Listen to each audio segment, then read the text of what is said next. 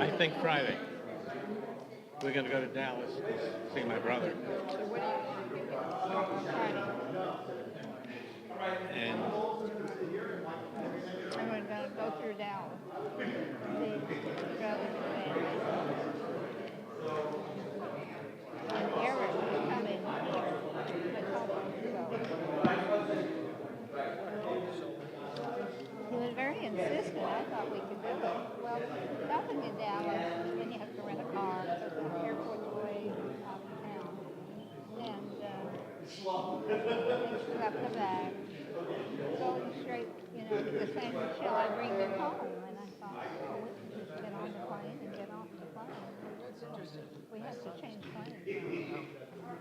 Coming back is All after the other night, I decided I am trouble with There's a lot to be troubled about. And if you have a second Thank you. where you Then you been? don't travel. then you don't travel. Then you don't travel. Well, I knew when Not we as got trouble. Huh? Not as trouble. because Norman was already tired of that. Definitely admitted. But Eric had a grandson. Don't give it to him. I thought it was worth the trade-off. But I'm not uncaring. My problem comes from a different direction. Stop trying to wipe out. Stop trying to kill all my people. Might be more trouble. But until you stop trying to kill us, not as sympathetic. I'm concerned that we're not really sensitive They do all the planning. to what the rest of the world, nations, think about what we're doing. I know it's not right. Well, that's because the rest of the world's anti-Semitic. Huh? The rest of the world is anti-Semitic and biased against Israel. And why give them an excuse? They hate us anyway. Well, they hate us anyway. There still doesn't need to be. I mean, ask that you how to come up with a solution. Even we came up with a Marshall Plan. Yeah, but we're the strongest country in the world. Love traveling. We're much stronger than Gaza. Yeah, but we're not stronger than Russia, China. I'm not sure how strong Russia is. We have the weapons, they don't have the army.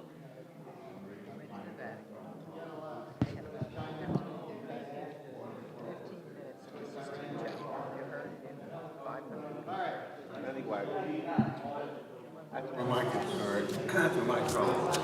There's a lot to be concerned. You can't, Thank you. There's a lot to be concerned about. I can't see us doing this logistically all by ourselves. We're not. Test. Okay. Here we go. Nice crowd. Can't see what's behind it. For a few more weeks. Oh, Bob, welcome home.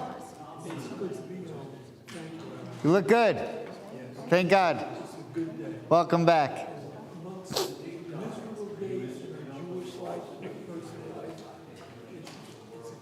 Yeah, Well, for sure. you'll be back at the Gabai's Corner for High Holiday. So, okay. V'shamru v'nei Yisrael et ha-Shabbat la'asod et ha-Shabbat ledorotam berit olam v'shamru v'nei Yisrael et ha-Shabbat la'asod et ha-Shabbat ledorotam berit olam b'ni u'ben b'nei Yisrael oti le'olam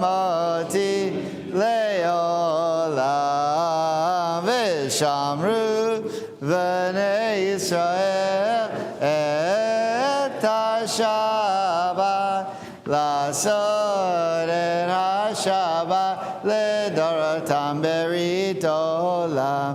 כי ששת ימים עשה אדוני את השמיים ואת הארץ, ושמרו בני ישראל את השבת, לעשות את השבת לדורותם ברית עולם. וביום השביעי שבת וינפש, שבת וינפש, שבת וינפש, ושמרו בני ישראל את השבת, לעשות את השבת לדורותם ברית עולם. ברוך אתה אדוני אלוהינו מלך העולם, בורא פרי הגפן, אמן. לחיים. Yeah.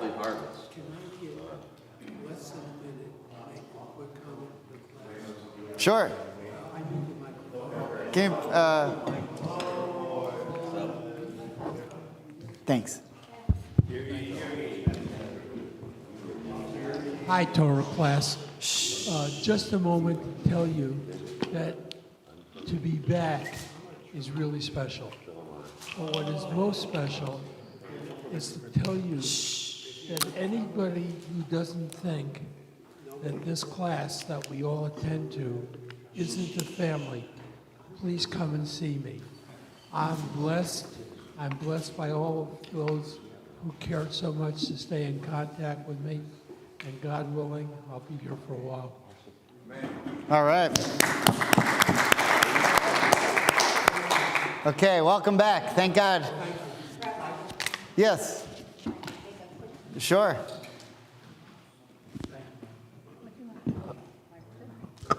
So if anybody is traveling to New York, there's a, I don't want to say amazing, there's a very worthwhile exhibit on the Nova Festival at 35 Wall Street. It's basically a reenactment of what happened with firsthand video testimony of the young people that were there. They have it set up almost as though you're at the festival with the tents and whatever. It's hard to go through, but very, very worthwhile, because once again, if people are saying that it didn't happen or it didn't happen the way it is, this is proof that it did. But so I reckon it's 35 Wall Street. And it takes about an hour, but it's definitely worthwhile. And we were so pleased to see lines going around the block to get in. Yeah, okay. Sorry, I made 40 copies. I didn't expect such a robust turnout. But I'm delighted to see everyone once or twice before you all head to the Berkshires, or we get a couple more in. All right, so Torah portion is called Emor. It's Leviticus 21, verse 1. Oh, yeah. Leviticus what? All the announcements threw me. Baruch atah Adonai Eloheinu melech haolam asher kishanu b'mitzvotav v'tzivanu la'asok b'divrei Torah. Amen. Okay, very nice. So Torah portion is called Emor. Emor is most famous for telling us what all the holidays are, but that's at the end of the Torah portion. So at the beginning of the Torah portion, we're dealing more with specific instructions to the priests. What does it mean to be a priest? What do you have to do to be a priest, and so forth? So today what I want to try to figure out is, first of all, is anyone here a Kohen? Does anyone know if you're a Kohen or not? Wow, not one? How about a Levite? Do we have any Levites? Okay, a couple Levites. 1, 2, 3 Levites. And in Israel, and the rest of us, I guess, are have no yichus. What section? What parasha? Emor. Leviticus 21. Thank you. So, yeah. Yeah, hi, Rabbi. A little Sephardic background. The name name's Sanchez, which is my last name. In Ladino, which is Yeah? Hebrew Spanish, right? Uh-huh. It makes reference to the people of the saints, Sanchez. Oh. Sanchez. So, Wow. yeah, many of the Jews who adopted Spanish names were religious people. We're Kohens. There you go. Wow, very cool. And I'm a Sanchez, yeah. Oh, okay, very cool. So we have a few. Of the people, let me ask you this. Of people who are Kohens and Levites, how many of them do you think they care? Do you think it matters to them? What about historically, going back generations? Yes. It's extremely important. It's extremely important. And there are customs that go along with it and rites that go along with it. For example, the Pidyon Haben. Right? If you have a son, firstborn son, you're supposed to have a priest to show up at the bris, and you give silver coins, and you redeem the son. Yeah, I still have. Yeah. Right. My mother was a Levite. Okay. I didn't have to have them in yet then. Oh, okay, right, because you're out here. Okay. So maybe you still should have, but okay. Usually you go by the father, but okay. Okay, yeah, you can make a contribution to Beth Ham, and we'll call it even. We'll call it even. You get the first Aliyah. Is supposed, when you take out the Torah, and the first Aliyah is supposed to go to a Kohen. The second Aliyah is supposed to go to a Levite. Okay, so there are different things. The matzah at a Seder, you put 3 matzahs on the plate. The middle one you break for the Afikomen. They represent the Kohens on top, the Levites in the middle, and the Israelites on the bottom. Hillary? I remember before, I don't remember when this was exactly, but I was a little girl, so I don't remember when this was, so maybe you can tell me, but my dad was a Levite, and he let me go with him, watch him pour water over the hands of the Kohen. Am I correct? Okay, on yeah. this? So What right. was that? At the Seder? No, Or before just in so it said general? a service. Okay, We'd so- go into a little room and he'd Yeah. wash their hands or something. There are a lot of different customs that have to do with the priests and the Levites, and all of them, especially the washing and that kind of thing. We actually talked about this the night of the second Seder, if any of you were here. They all have to do with different types of customs that took place in the Holy Temple around the sacrifice, and with the priests washing before they would go in to offer the sacrifices. And so that is representative of that. So obviously, the priesthood, being a Kohen, when I say priest, that's Kohen. By the way, the word Kohen in Hebrew means to serve. Priest, in modern Hebrew as well, the infinitive lechahen means service, to serve. That's all it means. A Kohen, we translate it as priest, but it means to serve. Levite, very simply, means you're from the tribe of Levi. And the reason they were elevated to something special compared to the other tribes is because they were the only 2 tribes that didn't commit the 2 sins in the Torah, the golden calf and the sin of the spies. They didn't buy into that stuff. And so because of that, God said, I was going to honor the firstborn, but because the firstborns took place in the golden calf and the sin of the spies, they lost it, and I'm elevating the Levites. So when you say you're a Levite, when you say you're a priest, it means that you're part of that class that was the servers. When you say you're a Levite, it was supposed to be that the firstborn were going to be the assistants they were going to have that honor to be the assistants of the Kohens, but because they lost it, the Levites replaced them. Now, all Kohens are Levites. All Kohens are Levites, but not all Levites are Kohens. Now, what does this mean? To be a Kohen very simply means you descend from Aaron. If you're a Kohen, it's because you descend from Moses' brother Aaron. Why? because when God said to Moses, you're going to be the leader of the Jewish people, Aaron could have said, hey, I'm a prophet too, and I'm the older brother. Why are you picking him and not me? And instead of saying that, Aaron said, I'm willing to be his assistant. I'm willing to, because he humbled himself, God rewarded him. And his reward was, yes, he's going to be the leader, but you're going to be the high priest. A little separation of powers. Still nepotism, but separation of powers. But Aaron and Moses were Levites. So if you're from the line of Aaron, you're a Kohen, but you're also a Levite. If you're a Levite, but you're not from the line of Aaron, then you're just a Levite. So, one more time. If you're a Kohen, you're also a Levite. But if you're a Levite, you're not necessarily a Kohen. Clear? It's a little annoying and confusing, but once you get it, hopefully it'll click. Now, if you're not from Levi, then you can't be from Aaron. Then you're from one of the other tribes, and that's called an Israelite. But we don't call ourselves Israelites anymore because 10 of those tribes were lost. And the only tribes that weren't lost were Levi and Benjamin and Judah. But Benjamin was so small that it got wrapped up into Judah. And since now Judah was such a big tribe and we were pretty much all from Judah, instead of calling ourselves Israelites, we called ourselves Judahites or Jews, right? Which Judah in Hebrew is Yehuda.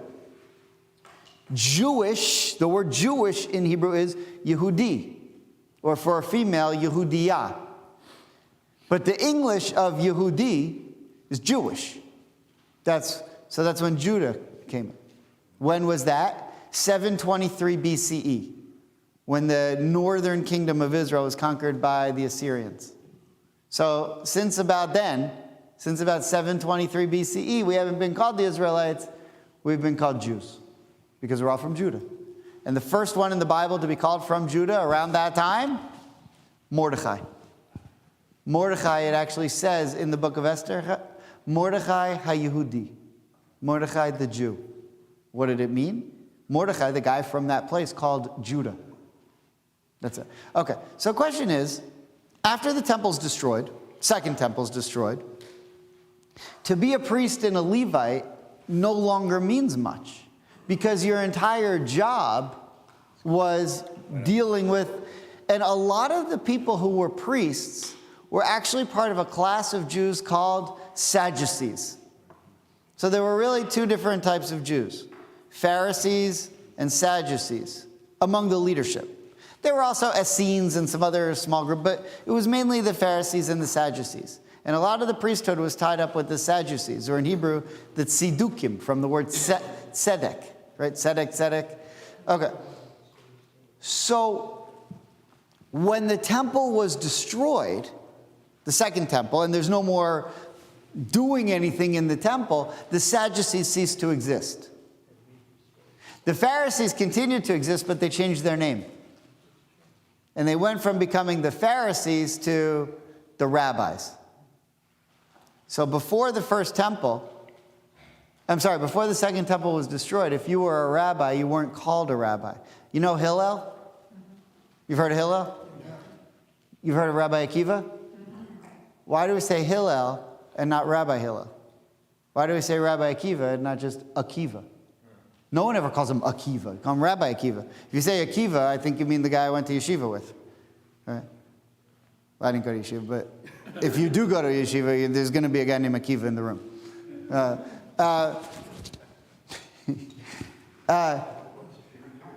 Because Hillel lived before the second temple was destroyed. And the term rabbi didn't exist yet. He was a rabbi, but they didn't call him rabbi. He was a Pharisee. Akiva died after the second temple was destroyed. So he was known as a rabbi because they went from Pharisee to rabbi. Right? Pharisee means the perushim, the ones who are the carriers of the tradition. That's what Pharisee means. Now, in the Old Testament, in the Christian Bible, Pharisees become a dirty word. They didn't like, because they didn't like the rabbis, or Jews, or us, or anyone. Okay.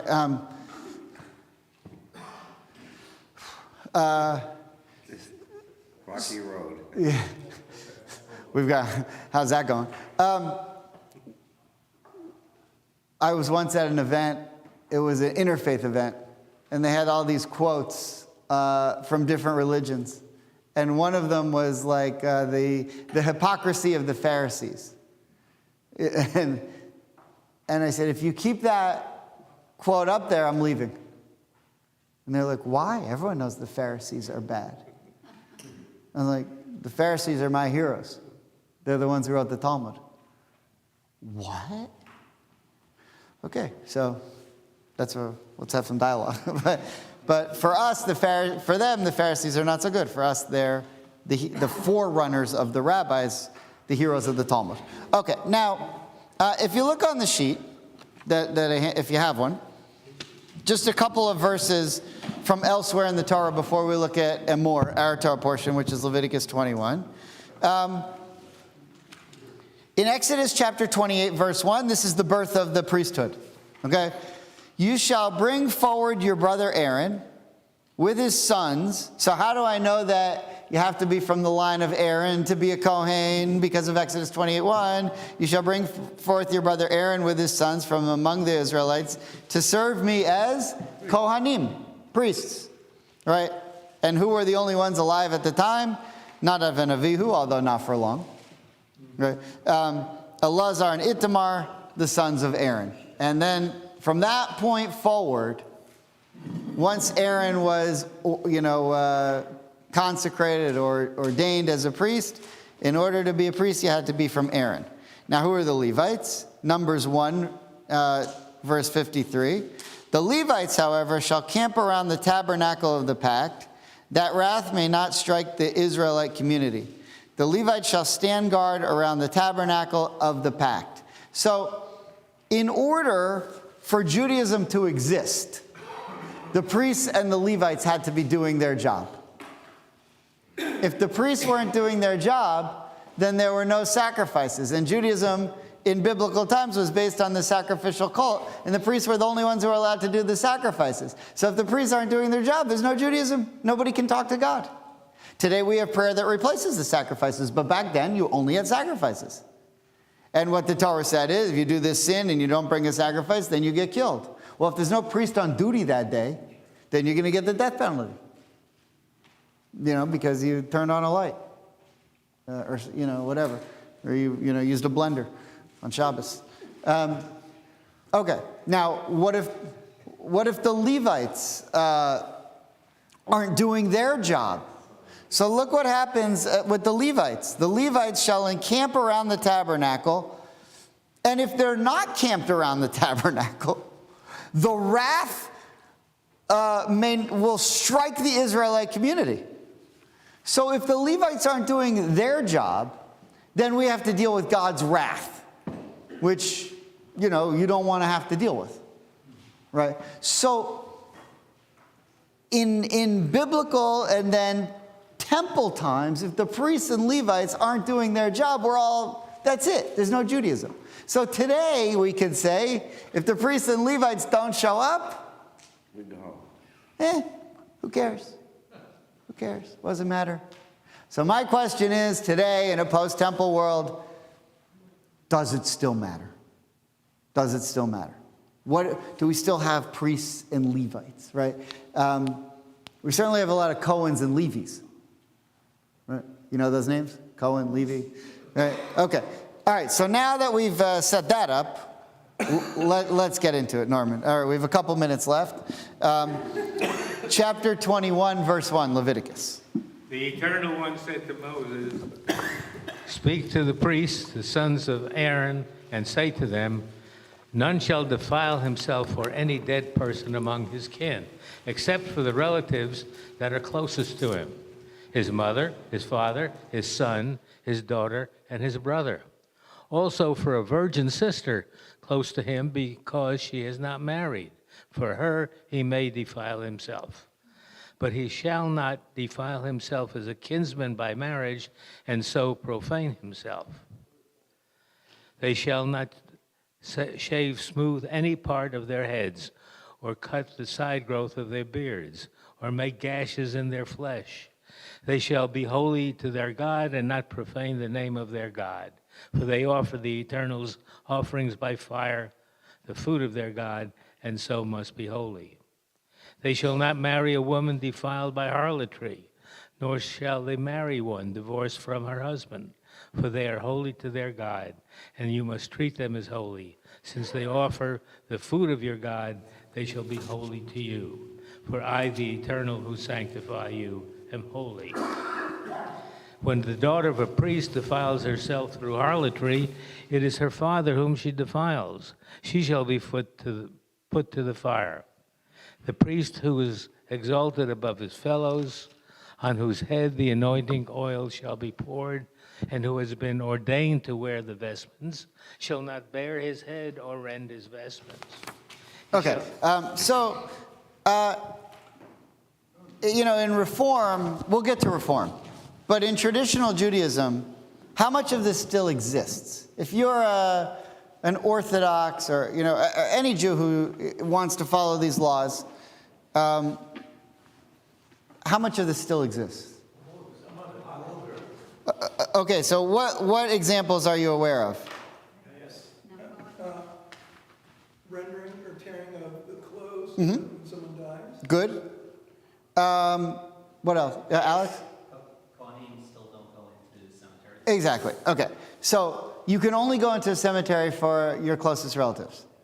But otherwise, an Orthodox Jew, maybe there's some Reform conservative do this too, but Jews who follow this rule, even today, the halacha is you're not allowed to go into a cemetery because you could become defiled. So I think I've told you this story before, but when there was a hospital in Charlotte when I was assistant rabbi there, and the maternity wing was separated for whatever reason. The whole maternity wing was separated from the rest of the hospital. And there was a Chabad rabbi there.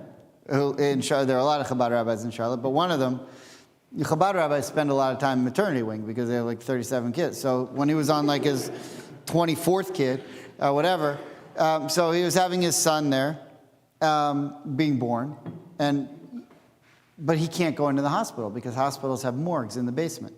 So usually in the basement. So even if you walk in the lobby and go up to the 8th floor, the tuma, the impurity from the morgue, rushes up the elevator shaft, finds you, knocks you over, and now you're impure. So you can't do that. However, if there's a separate wing, and the door to that wing is closed, then you can go in that wing. So anytime he went into the wing, he had to make sure that the door remained closed to the rest of the hospital. So you'd have a guy stationed there to make sure. So someone said, I need to get through this door. You can't. Why not? Because the impurity from the morgue would race through, find Rabbi Cohen, knock him over. And then, this non-Jew from Charlotte who, not a huge fan of the Pharisees, says, what? What are you talking about? Who cares? You don't understand. What if the Messiah comes? And then the guy from Charlotte says, now you're speaking my language. It's a very religious community, not the Jews.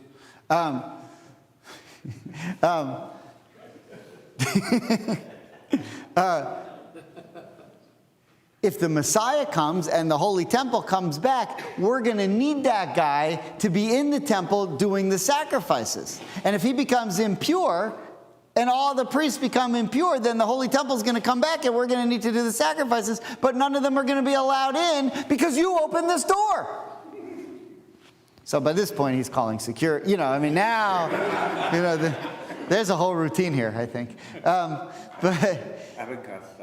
But this rabbi believes that if he defiles himself by going into a cemetery or a hospital or anywhere where there could be a dead body, then in the time that the Messiah comes, when they call his name and it's his turn to go and do the sacrifices, he's not going to be allowed to do it because he's impure. And if we don't find a red heifer and burn that red heifer and sacrifice it, but there's not going to be anyone to burn the red heifer because no one's allowed in the building because we all went to the cemetery.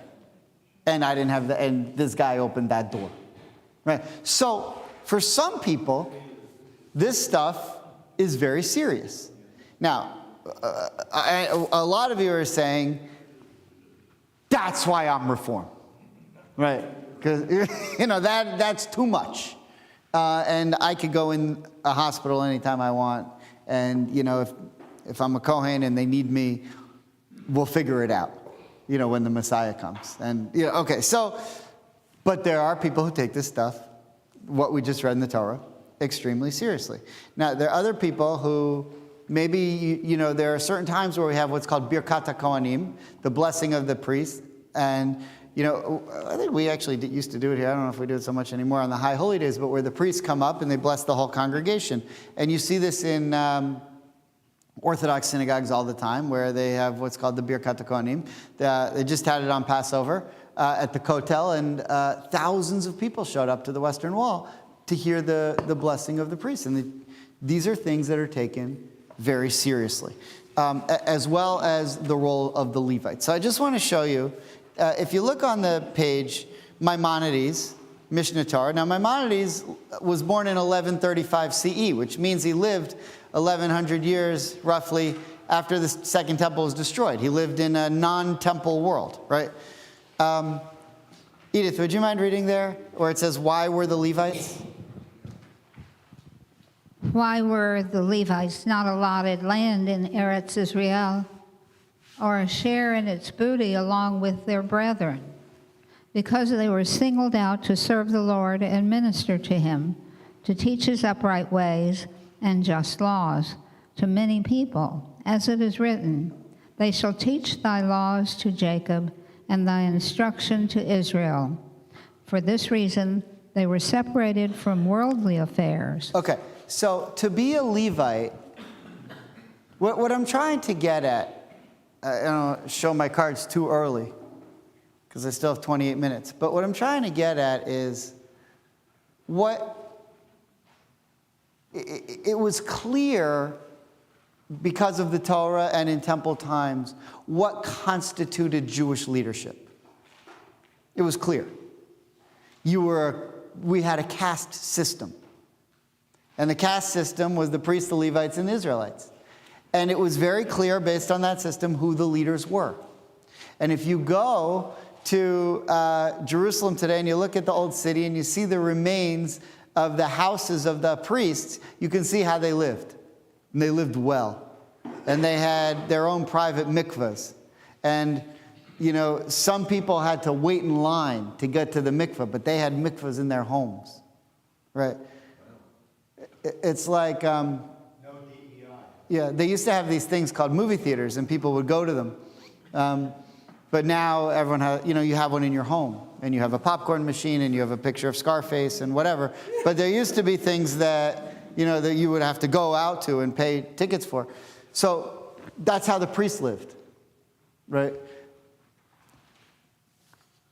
So the question is, if we don't have the caste system, if we don't have priests and Levites anymore, and even though we do have priests and Levites, but what do they really do besides being a piece of matzah? How do you know who should be the leaders? So there's a hint here in Maimonides. Look what Maimonides says constitutes being a Jewish leader. For this reason, okay, so they're separated and they have these different jobs and everyone else has to take care of them and everyone gives them money and they don't really own land, and that's because everyone else has to give them their land to live in and you all have to take care of them and that's your job. For this reason, they were separated from worldly affairs. So what does that mean, to be separated from worldly affairs? They don't have to fight in the army. Okay, one, they don't go to the army. And who loves that argument? The Haredim, right. So they don't go to the army. They don't have to They have parsonage, which isn't all that it used to be. But They don't have to till the field. right. Yeah. It's better than nothing. It's better than nothing. They don't have to till the field. And they, right, so they're not farmers. They're separated from worldly affairs. So what I'm trying to figure out is, to be a Jewish leader, what does it mean to be separated from worldly affairs? Means you study Torah. Okay, so you're wrapped up in Torah. Right. Okay. Good. So, if you ask someone like me about stocks and bonds and the Fed, I don't know what you're talking about. If you ask me about tithing your farm, I can help you. But once you get into, barons or, these other things that you read, I have no idea what you're talking about. I'm not interested. Yeah. I mean, I'm interested, but it's beyond me. Yeah.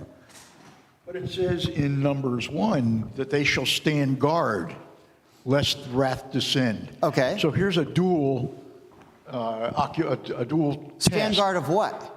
Aha. What does that mean? It tells you though. Stand guard around what? Shall camp around tabernacle. What's Yes. the tabernacle? Yes, but what do they do as stand guard? I mean, that implies that Very they good. are able to.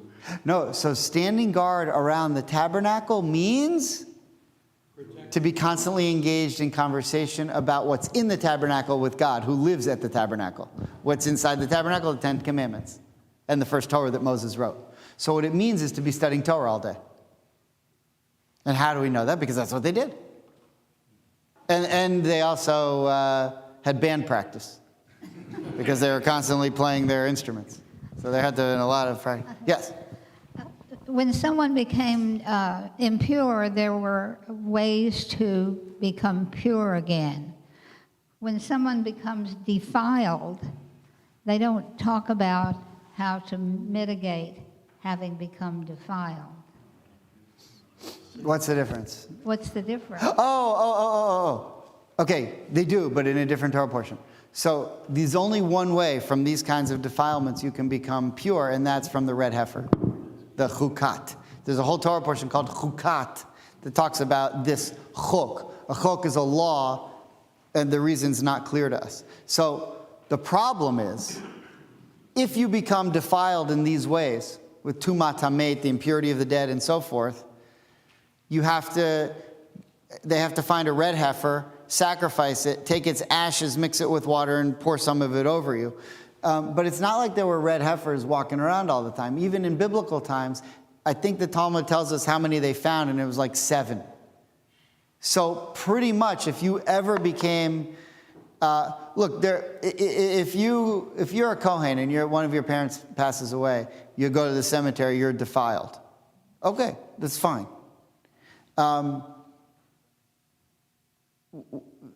The younger priests will be the ones to find the red heifer, if the Messiah comes. There's nothing all of us who've been in a cemetery were defiled by this. It's okay. There's nothing you can do about it.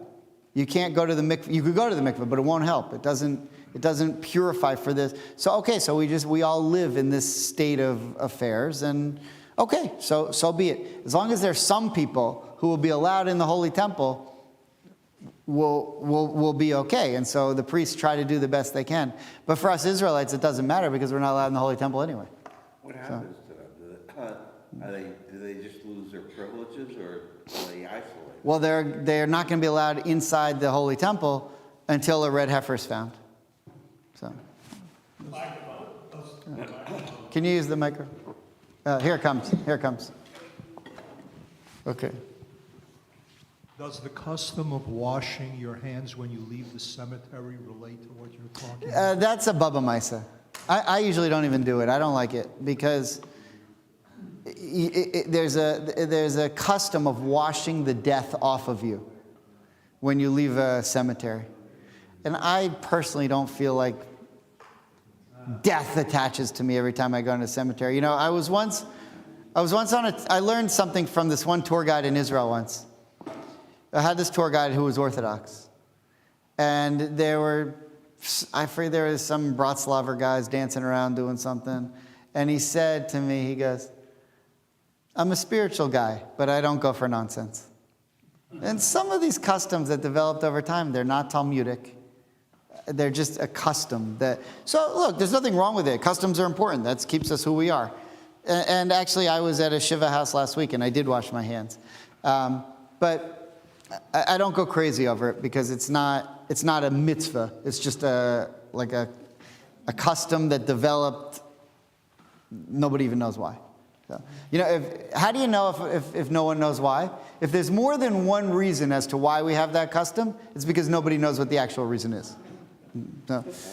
Okay. If you look there's a Mishnah, the bottom of the page, from a tractate of the Mishnah called Horayot that comments on the hierarchy of who are Jews. Okay, the hierarchy of the caste system. And there's a lot going on here. I know Ken read it earlier. He cheated as usual. So look what it says here. A priest precedes a Levite, meaning if you need someone to do the first aliyah or any kind of first honor, and you have a Kohen in the room and you have a Levite in the room, the Kohen always goes first. Fine.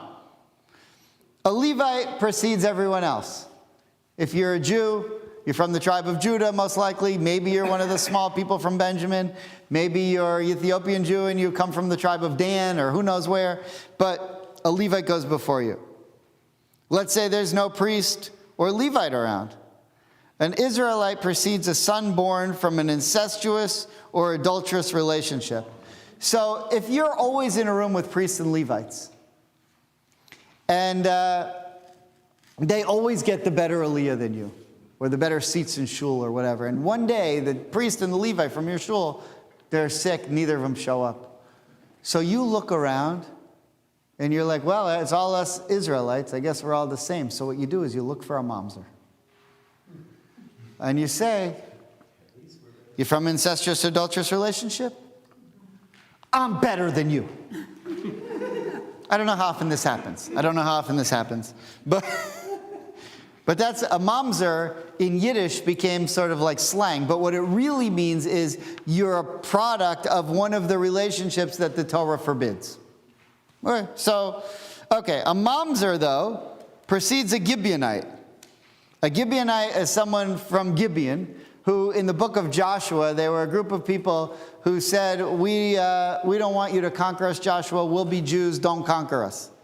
And so Joshua said, fine, if you agree to be Jews, we have no problem. But they never really bought into the Judaism. So their Judaism was always considered suspect. So you have to be careful with those Gibeonites. But they precede a convert, and a convert precedes an man, and so on, okay? So what do these halachas of precedent, when do they take effect? When does this matter?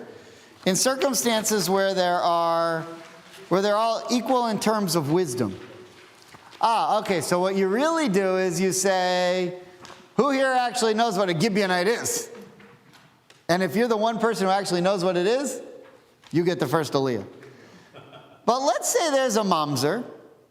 I don't mean this in the slang way. I just mean it in terms of the halachic meaning. I don't mean there's a guy that nobody can stand, right? That's not what I mean. I mean he's someone who's a product. Right. Yeah, he's born out of wedlock, whatever. There are a variety of different relationships that the Torah forbids. But if that person from that relationship happens to be a Torah scholar, and in the same room you have not just a priest, but the high priest, who's not knowledgeable in Torah, the mamzer, who is a Torah scholar, precedes the high priest, who's an ignoramus. And here's the main point. As Torah wisdom surpasses all else. So, based on that, and based on what we said about the Levites who surround the camp, and based on what we said about the priests earlier, what does it take to be a Jewish leader? Torah knowledge, which Torah knowledge is the equivalent of saying knowledge of God. Because for Jews, Torah is God. right? It's the emanation of God in this world. So it doesn't matter where you fall in line in the caste system. It matters how well you know God. Remember that line, I knew Kennedy? You know Kennedy? Who said that? Yeah. Well, I know God. Lloyd Benson, yeah. Was that Dan Quayle? He said it? Yeah. Whatever, forget about that. But the more you know God, the more your role as a leader is. Okay, so that's what we're saying so far. Could we pass the mic back, please, to Alfred? I think you have two tensions here. You have Torah and you have Talmud. I think in your depiction of the priest, maybe I'm taking your thunder away from you. No, not yet.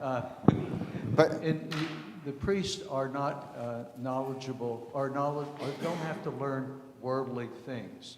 On the other hand, Talmud is the particular of living in the world, in the details of living in the world. So where is wisdom here? Well, very good. Is it wisdom in Torah, or is it wisdom in the interpretation through Talmud?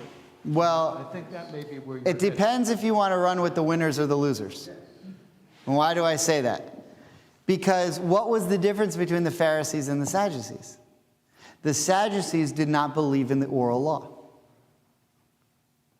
They didn't believe, the oral law is what ultimately became the Talmud. The Sadducees didn't believe in that. The Pharisees were the carriers of the oral law. And when the temple was destroyed and the Sadducees ceased to be, the Pharisees' way of being Jewish won out. And Talmudic Judaism won, and the Sadducees ceased to exist. So the answer, if I want to go with the winners, the answer is that Talmudic Judaism is the explanation of Torah. That you can't have Torah without Talmud. They fit together as one. The Sadducees would have said that's nonsense, but they lost and they're not around anymore to argue that point. It's an interesting case. Isn't there some sect or whatever that... The Karaites, but there's only 12 of them. So, I don't know, there's a few of them. Do you have a mic? Can you pass the mic to Hillary? I know this isn't exactly what you're talking about, but why is the convert so far down the list? I'm sorry? Why is the convert so far down that list? I know it's a little off topic, but it's in here, and I don't understand why the convert gets so short shrift. Probably because this is hereditary, and the convert inherits nothing, because the convert doesn't have parents who are from anything. They have no tribe, they have no nothing. However, the argument is nil. Because what you'd say is, if you had a convert who, by the way, some of the rabbis in the Talmud were converts. There's a rabbi named Rabbi Ben Hehe. Have you ever heard of Ben Hehe?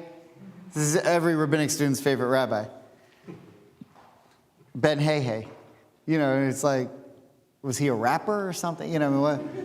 So why was he named Ben Hehe? What is Ben? Son of. Hehe. Two-letter Heys.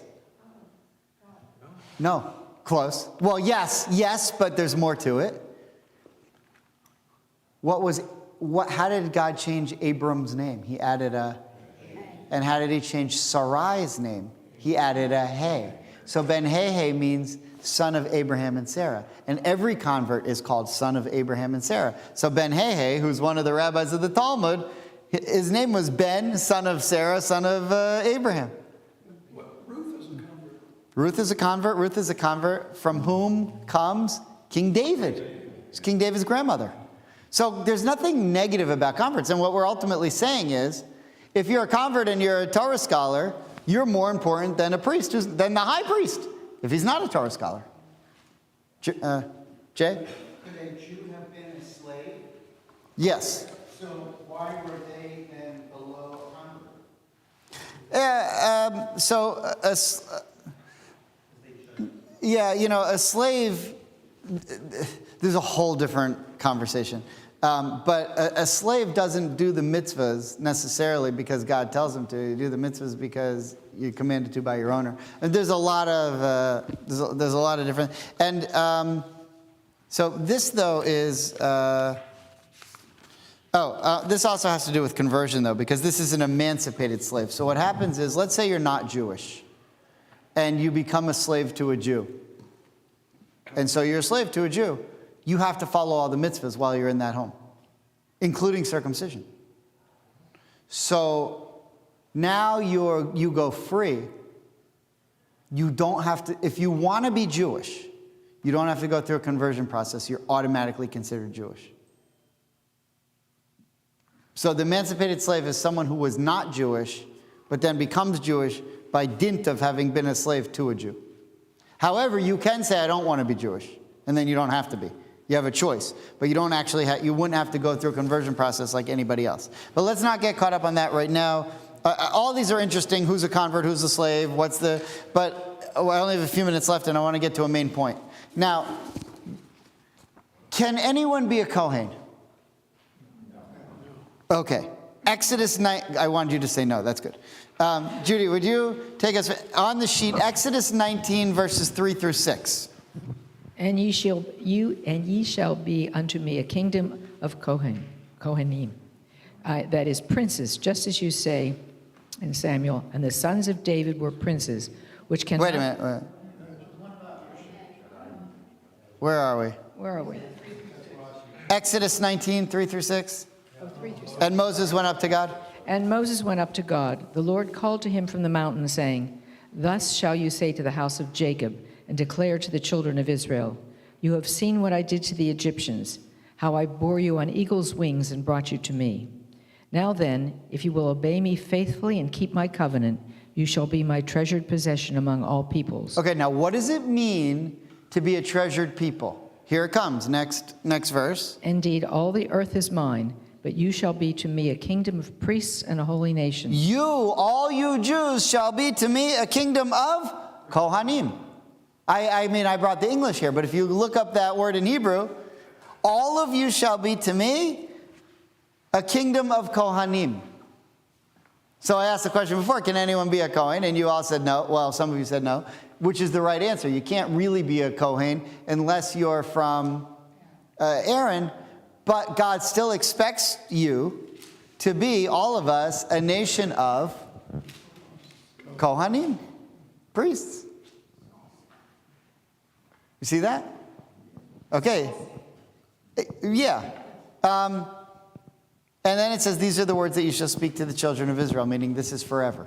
Okay, now, three commentaries. So the first thing you could ask is, well, wait a minute. Why in Exodus does God tell us to be priests if we know you're only a priest if you're from Aaron, and if I'm a priest, how come you won't let me in the Holy of Holies? How come I can't go in there and, offer the animals like the priests are? You said only the priest can do that, but now you're telling me to be a priest. Okay, so there's a problem here. 3 commentaries to try to deal with this. First one is Rashi. Ken, would you remember the Rashi? From Exodus, on Exodus 19:6, and ye shall be unto me a kingdom of Kohanim, that is princes, just as you say in Samuel 8:18, and the sons of David were princes, Kohanim, which cannot denote priests, since his sons were of the tribe of Judah and not of Levi, the priestly tribe. All right, so what Rashi's answer is Kohanim doesn't necessarily mean priests in this case. It can also just mean princes. How do we know that? Because he says in 2 Samuel chapter 8, verse 18, it says the sons of David were B'nai Kohanim. They were princes, but we all know that David is from the tribe of Judah, not from the tribe of Levi, so it couldn't mean, in the book of Samuel, it couldn't mean that they were actually priests, but they were still Kohanim. So you can be a Kohen, but not really be a Kohen. Because it means priest, but it can also mean princely. Okay, that's Rashi's take. Nachmanides, the Ramban, says, a kingdom of priests, this means that you shall be a kingdom of my servants. So now I have three translations for the word Kohanim: priests, princes, and servants. Okay, the word can mean different things. That's what we have so far. Now, the Shadal, who's 19th century, Rabbi Shmuel David Luzzatto, had a very interesting take on this. Ken, would you mind reading the Shadal? The rest of the nations of the world had this idea of priests, and that priests were those who were closer to their gods and more loved by their gods. Okay, so what the Shadal says is, all these other nations had them too. If you go back and you look at the Egyptians or the Babylonians or the Persians or the Hittites, all these people, they had their priests. And what did it take to be a priest, in Egypt or whatever? They had their gods. And the people that they called their priests, their Kohanim, were those people who seemed to have these really close relationships with their gods. They were these religious and holy people. And so there exists this idea that there are people in the world who are closer to God than other people, and they spend the majority of their time dealing with holy stuff and not, I don't know, whatever the people who don't come to this class are doing. Now, I don't know. But they spend their time studying Torah, whatever, getting to know God. That's what the Shadal says. So as for Jews, our God says, for me, Judaism's going to be something different. In the Egyptian culture, there are a few people who are the holy people, and then everyone else goes and, whatever. Whatever Egyptians do. I don't know. There's this well, I don't want to get into it. It's a funny joke. There's a lot of good Egyptian jokes. But for the Jews, that's not how it was meant to be. We weren't supposed to have a few religious leaders and then everyone else, they don't really have to know that stuff, right? So the Shadal says, but God said, for me, the entire nation is going to be close to me. We believe that God is close to all those that call out to him. He's guarding over each and every one of us as if everyone is holy and on the level of the priesthood. Okay. So it's true that there was a caste system of priests who were the ones who did the sacrifices and lit the menorah and took out the ash and did all the different things that, baked the bread and all the different things that needed to be done in the Holy Temple. It's true that that was a thing. And it's true that the Levites were the ones who schlepped the stuff around when they moved from camp to camp, or who played the music on the instruments and studied Torah all day. It's true that they did those things. But it's also true that while they're doing that in Jerusalem, if I'm a Jew sitting in Tiberias or in the Golan Heights or in Eilat or in the Negev, and I'm studying Torah, I can reach the same spiritual level that they're reaching with whatever it is that they're doing. Why? Because I'm a Kohen too. I'm not a Kohen who's allowed to do that, but I'm a Kohen who can reach the same spiritual level if I study Torah too and make the Torah part of my life. Okay? So it's almost a foreshadowing of the move away from temple sacrifice to the rabbis and teaching. Yeah. In that once the temple was destroyed, this is like laying the groundwork for that. You don't have to have the temple and the priest. Correct. To have Judaism. Exactly. I mean, even still, God wanted everyone back then to be studying Torah all the time. That's why there was an oral law, because he wanted people to be talking about it. That's why it wasn't written down to begin with. After a while, we had to write it down or we would have lost it. All right, we're just about out of time, but I actually had a lot more to share. But if you look on the last page, so do you know, have any of you ever heard of responsa? Yeah. Okay. So responsa is when you have a question about Jewish law that's not in, the Shulchan Aruch. It's not in the code of law. It doesn't exist yet. A new case came about. Just like in court cases today, a new case comes about. So in the Orthodox world, you'd go to your Rebbe. And if he didn't know, he'd go to his Rebbe. And then they would have it. In the Reform and Conservative movement, we don't have a Rebbe. We have a committee. There's a conservative committee and there's a reform committee. And it's a group of scholars. And you would ask the question to them, and they would come up with an answer, and that would be what the policy would be. In the conservative movement, that would make the policy. In the reform movement, we're autonomous, so they can't dictate policy to us, but it becomes their strong suggestion that that's what you do. So, some famous responsa, they're really fun to read, but some famous responsa is, can a woman be a rabbi? Well, before 1972, in Reform Judaism, no. Today, obviously, yes. But when someone asked that question in the late 60s, it wasn't obvious. What's the main question going on right now? Can a rabbinic student be accepted to Reform Rabbinic School if he or she has a partner or a spouse that's not Jewish? Previously, the answer is no, but now it's under review. And this is what happens. So now they're asking that question, and a response will probably come out, and we'll see what the story is. But someone once asked the question, sort of tangentially, does being a Kohen or a Levite matter at all in Reform Judaism? Should they get the first Aliyah, and so forth? Does it matter? So here's the answer. Ed, would you mind reading? Sure. This is... Reform Judaism does not recognize a hereditary priesthood.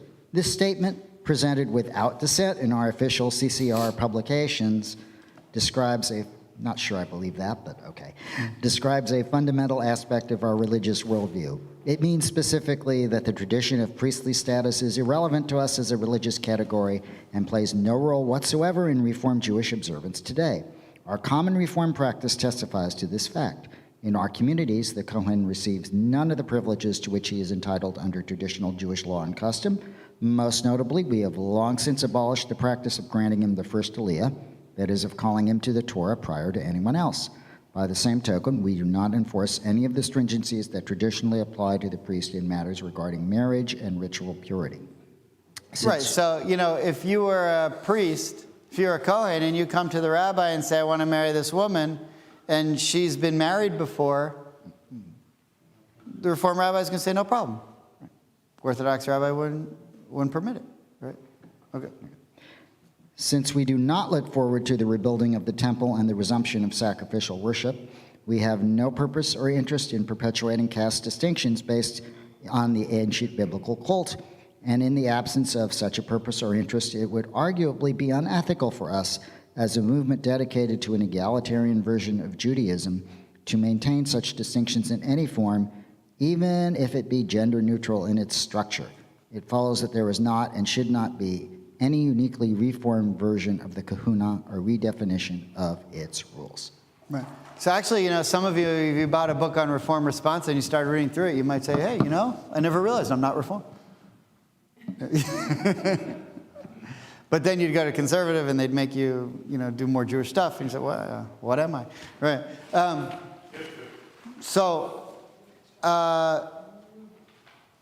I don't know if you agree with this or not, but it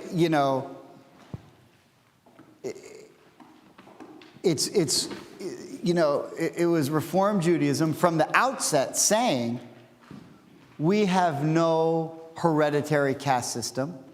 We recognize there was a purpose to it during the times of the Holy Temple, and okay, so that was a system. But most likely, if there was a reform movement during the times of the Holy Temple, there'd be a group of us protesting saying, hey, let us in to sacrifice our own rams. How dare you, rabbis, say that you're the only ones and let women in there? You don't let women sacrifice goats? Kind of, right? I mean, now you don't let women read Torah at the wall. And that's a legitimate movement. But if there was Reform Judaism in ancient times, and we believed that there should be no caste system, then we would be out there saying, let women, let non-Kohanes, let all of us go in there and whatever. Now, theoretically, the first woman to go in there, or the first non-priest would go in there and be struck down with lightning. So then you'd say, coincidence. Send another guy in. Or send a woman in, get struck down by lightning. And then we might start to say to the priests, you know what, you guys can have it. I mean, theoretically, that's what would have happened. But I've seen women read from the Torah at the Western Wall and not get struck down by lightning. I've seen that happen. So maybe things have changed. Arrested, spit on, kicked, beaten up by other Jews? Of course. But struck down by lightning? No. And I have seen the aggressive behavior from the non-supportive community. But for my purposes, I would just say this. I'm perfectly comfortable leading a Torah service in which the Aliyahs aren't, go to a Kohen, to a Levite, to an Israelite. We're happy to just call up whoever wants the first Aliyah, I don't have a problem with that. But I do think that considering what it means to be a Kohen is worthwhile for us when we recognize that we all have a duty to be Kohens, whether that means servants or princes or whatever that means. But I also think that, for my friend Rabbi Cohen in Charlotte, who used to make sure that the door was closed between one wing and the other, the fact that he did that was a preservation of who we are as a people, which is super important. And the other point of it is, and I know most Reform Jews do not believe in the Messianic era, that someday the Holy Temple will come. Fine. But I think that having a priesthood and a group of Levites who still take seriously their responsibility should that Messiah one day come, even if you believe that that's total nonsense. But people who take that seriously is hopeful. Now, maybe the Messiah is not going to come in the way that the third temple is going to come down and, as Ezekiel says, and we're all going to, be brought back from the four corners of the earth and so forth to the land of Israel. But I think in our day, that has happened. Jews have been brought back from the four corners of the world to Israel, and the third kingdom has risen. It looks different than the first two. It's called the modern state of Israel and not the first Commonwealth or the second Commonwealth. But I just think that there's something worthwhile in having that hope. And if there are Jews out there who are willing to sacrifice themselves to do certain things that the Torah says that you're supposed to do in order that the preservation and the hope for the Jewish future can continue, then I'm interested in that. And I think to just say, the hereditary caste system has doesn't resonate with the modern Jew is perhaps a little bit foresighted. But again, that's just my own opinion, and probably every other Reform rabbi in the country would disagree with that statement, but I'm used to that and I don't mind. Okay. All right. Shabbat Shalom. Have a great day.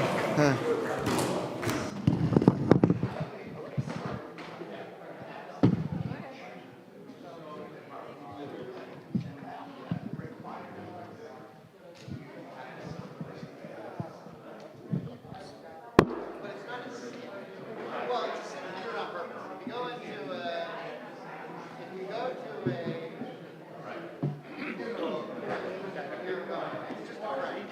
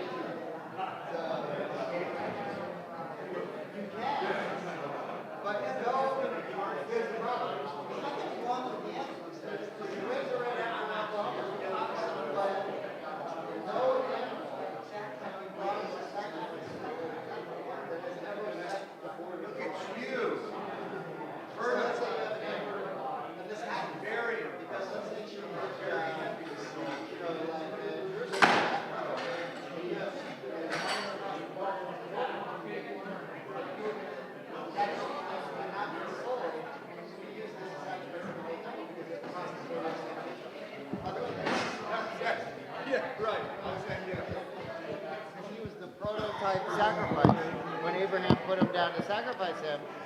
And because of that, he was never allowed to leave the borders of the land of Israel because he represents the prototype sacrifice. So we need to, if you want to go to the Negev and raise red heifers, be my guest. I have a confession. I did not know anything about Gibeon, so I did a little research about it. I know it's 5 miles from Jerusalem, blah, blah, blah, blah, and northwest, by the way. Right. And they didn't get wiped out by Joshua. And they didn't get wiped, and the reason they didn't get wiped out was because of their deception in showing up with tattered clothing and visions that were spoiled, and saying that they were not from Canaan, they were from outside. Right. Because otherwise, but they agreed to be Jewish. Okay, and so we entered into a treaty. Yeah. And by the treaty had to be obeyed. For example, when Saul killed some Gideonites, there was a famine for 3 years to pay retribution. And in Babylonia, Nehemiah was a false prophet who contradicted our prophet. But he was from Gideon. And he got struck down for his deception. Well, Joshua, when he came in, he wiped out. If you didn't agree with him, he wiped you out. But he's not in the Knesset right now, so we have to be more diplomatic. Sorry, Yeshua. We'll see you. Oh, you're headed out? Oh, yeah. All right, well, have a wonderful summer. When do you leave? You'll be there until September? Yeah. Very nice. Good. They're late this year, so you have no rush. Right, yeah. Depends what calendar you go by. Well, have a wonderful time. So, your second part, I think, brought it together because the first section where it says the priest will be defiled, it doesn't say Israelites are defiled by going to the cemetery. It's only priests that are defiled. But later, if all Israelites could be princely, or servants of God, then for the defilement happens to any Jew upon entering. No, because the language in this portion says the priests can't go in because they'll be defiled. It doesn't say going into a cemetery defiles you. No, okay, it does. But the other Jews are allowed to be defiled by it. There's no problem with it. I understand. But the question is whether we all, the non-priests, get defiled by doing that act. Oh, yes, and right. It says other places in the It does Torah. say it also. Yeah, if you touch a dead body, you become impure. Well, again, touching a dead body is different than being in a cemetery. No, I mean just being in the presence of a dead body. Yeah, the Talmud goes into that ad nauseum about what